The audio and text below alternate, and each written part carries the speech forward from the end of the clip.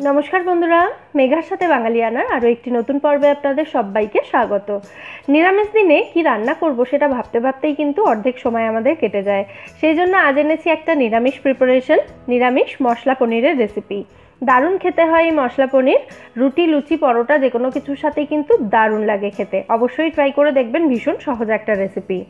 প্রথমে আমি এখানে কিছুটা বেবিকর্ন সেদ্ধ করে নেব, মানে একটু ভাপিয়ে নেব, পুরোপুরি সেদ্ধ নয়। তার জন্য একটা কড়াইতে 1 গ্লাস জলে আমি হাফ চামচ মতো নুন দিয়ে দিয়েছি। এই জলের মধ্যেই আমি এখানে ছোট টুকরো করে কেটে রাখা বেবিকর্ন দিয়ে দিলাম, মানে একদম ছোট সাইজের ভুট্টা, এগুলো বাজারে কিনতে পাওয়া যায়। এই ভুট্টাগুলোকে ভাপিয়ে নিতে হবে 5 থেকে 6 মিনিট মতো মিডিয়াম ফ্লেমে রেখে।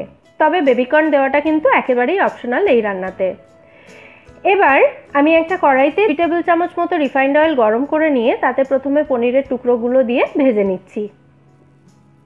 আমি এখানে 250 গ্রাম ফুল ক্রিম পনির ব্যবহার করেছি। পনিরগুলো হালকা করে ভাজা হয়ে গেলে এগুলো তুলে আমি জলে রাখবো। তার জন্য একটা বাটিতে আমি কিছুটা জল নিয়েছি, আর তার মধ্যে দিয়ে দিলাম আমি 1 টিস্পুন মতো নুন। এই নুন জলের মধ্যে ভাজা পনিরগুলো রাখলে পনিরগুলো কিন্তু রান্নার পরেও একদম সফট থাকবে, মানে রাবারের মতো চিউই হয়ে যাবে না। এটা আমি সমস্ত পনিরের রেসিপিতেই কিন্তু এই টিপসটা আপনাদের সঙ্গে শেয়ার করেছি। পনিরটা ভাজা হয়ে গেলে বাকি তেলের মধ্যেই আমি দিয়ে দিলাম ভাপিয়ে রাখা বেবিকর্নগুলো। বেবিকর্নটা একটু নাড়াচাড়া করে নিয়ে তারপর এর মধ্যে দিয়ে দেবো একটা ছোট সাইজের ক্যাপসিকাম, এরকম বড় করে কেটে রেখেছিলাম সেগুলো। ক্যাপসিকাম এবং বেবিকর্ন এই দুটোই কিন্তু অপশনাল। বেবিকর্ন আর ক্যাপসিকামটাকে আমি ভালো করে ভেজে নিয়েছি, চাইলে আপনারা এই সময় ক্যাপসিকামগুলো তুলে রাখতে পারেন। এবার দিয়ে দিচ্ছি একটা মশলার পেস্ট। এখানে রয়েছে 2টো ছোট সাইজের টমেটো, 1 ইঞ্চ মতো আদা এবং স্বাদ মতো কাঁচা লঙ্কা। এই 3টে উপকরণ আমি মিক্সিতে দিয়ে পেস্ট করে নিয়েছিলাম। সেই পেস্টটা এখানে দিয়ে ভালো করে এটাকে নাড়াচাড়া করে মিশিয়ে দিচ্ছি। তারপর এর মধ্যে দিয়ে দেবো কিছু গুঁড়ো মশলা। গুঁড়ো মশলার মধ্যে দিলাম 1/4 টিস্পুন মতো হলুদ গুঁড়ো, হাফ টিস্পুন মতো কাশ্মীরি লঙ্কা গুঁড়ো দিলাম, এটা অপশনাল, নাও দিতে পারেন, আমি কালারের জন্য দিয়েছি।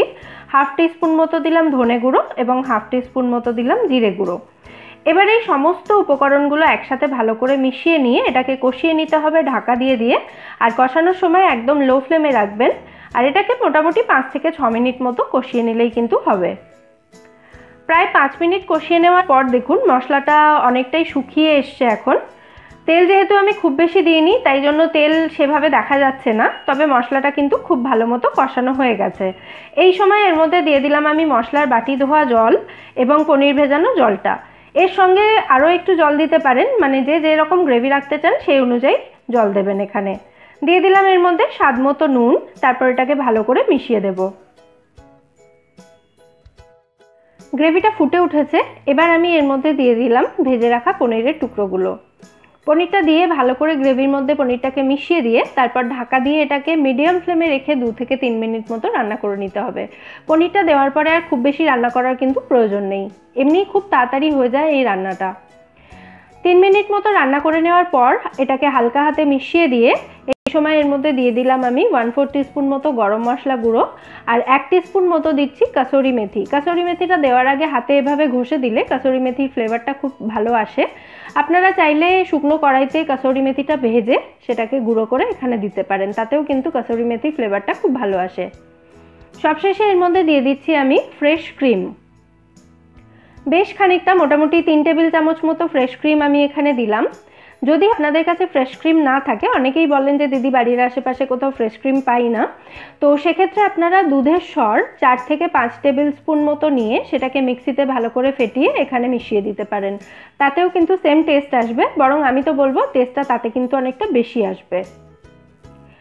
ক্রিমটা দেওয়ার পর ভালো করে আমি এটাকে মিশিয়ে নিয়েছি। এবার আমি গ্যাসের ফ্লেমটা অফ করে দিলাম, তারপর কড়াইটাকে ঢাকা দিয়ে এটাকে এভাবেই রেখে দিতে হবে স্ট্যান্ডিং টাইমে 5 মিনিট মতো।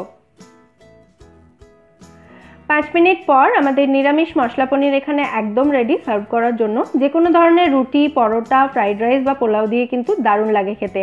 অবশ্যই ট্রাই করবেন, একদম ঝামেলা মুক্ত একটা রান্না। আর এই রেসিপিটা আপনাদের কেমন লাগলো সেটা কিন্তু আমায় জানাতে ভুলবেন না।